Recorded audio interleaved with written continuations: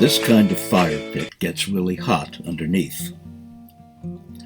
With any fire pit that has the fire bowl resting on an enclosed base, there will be heat trapped in the base, causing the heat to build up to oven temperature.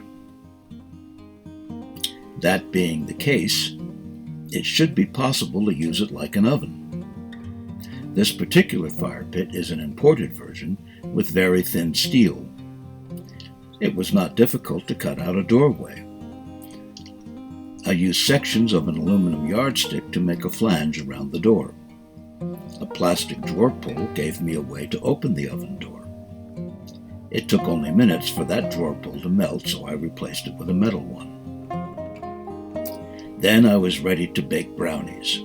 I should point out that I had not in my entire life ever baked anything, so it was an experiment on more than one level. When an oven thermometer indicated I had the temperature I needed, I slid the bake pan with the brownie mix into the fire pit oven. While tiles make a great surface for sliding a bake pan, they won't protect the decking boards from charring. No matter, they were old decking boards.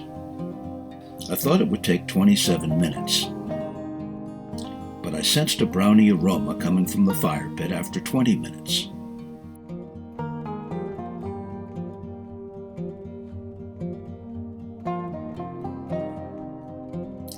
So I pulled out the pan. The brownies looked black.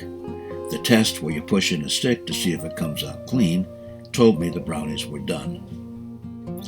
So yes, you can use a fire pit as an oven.